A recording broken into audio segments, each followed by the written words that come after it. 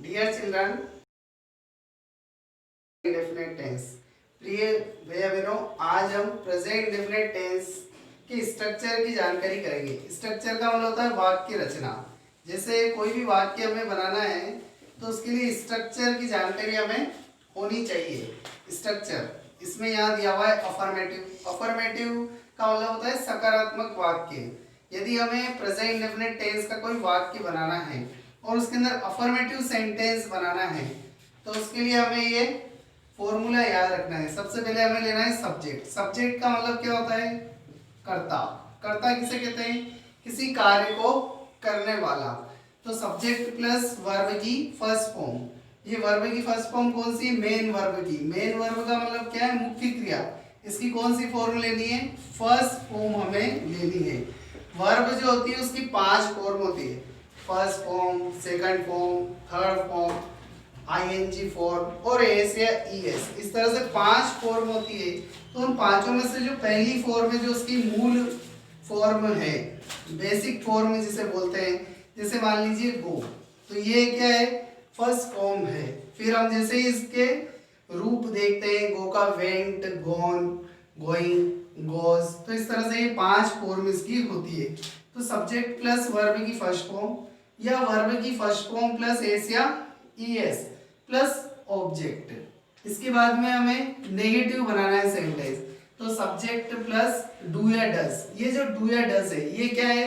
Helping verb है, जिसे हम बोलते हैं सहायक क्रिया, जो कि मेन वर्ब को सपोर्ट करता है, मुख्य क्रिया को सपोर्ट करता है। इसके बाद में हमें लेना है नॉट, क्योंकि नेगेटिव है इसलिए नॉट लगाना है। फिर वर्ब की फर्स्ट फॉर्म। अब हमें ये ध्यान रखना है कि जब डू या डज लगाया तो उसके बाद में हमने यहाँ पे फर्स्ट फॉर्म लिए एस या ईएस नहीं लगाना है। फिर प्लस ऑब्जेक्ट। अब हम आगे चलते हैं इंटरोगेटिव।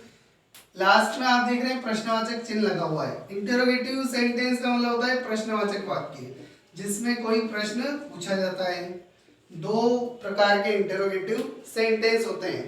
पहला होता है यस नो टाइप और दूसरा होता है WH या क्वेश्चन वर्ड। तो ये जो यस और नो टाइप होता है वो हेल्पिंग वर्ब से प्रारंभ होता है। हेल्पिंग वर्ब का मतलब है सहायक क्रिया, जैसा कि हम यहाँ देख रहे हैं डू या डज।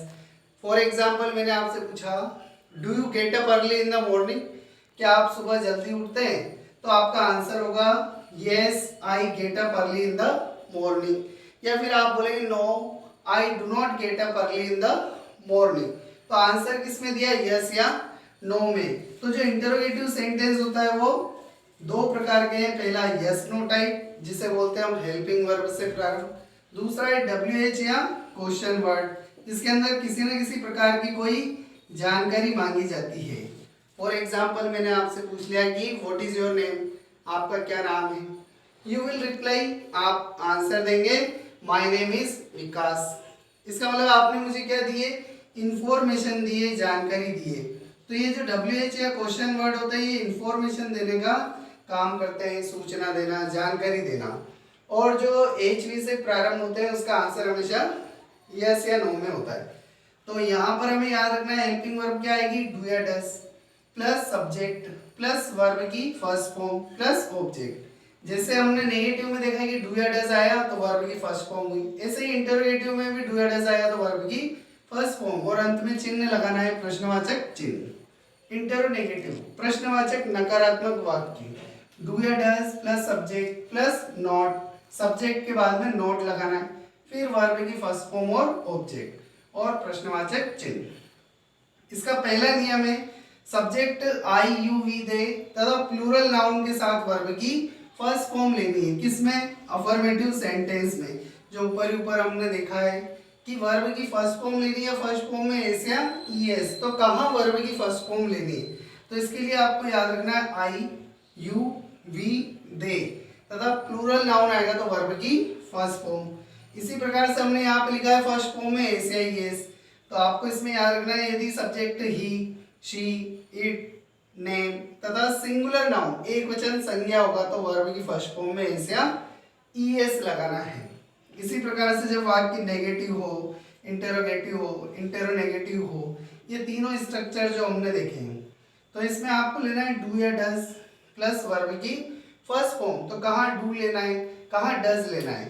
तो आपको याद रखना है सब्जेक्ट आई यू वी दे तथा प्लूरल नाउन बहुवचन संज्ञा आएगा तो डू प्लस वर्ब की first form he she it name तथा सिंगुलर नाउन आया एक वचन संज्ञा तो डज प्लस वर्ब की फर्स्ट फॉर्म का प्रयोग किया जाता है। Thank you.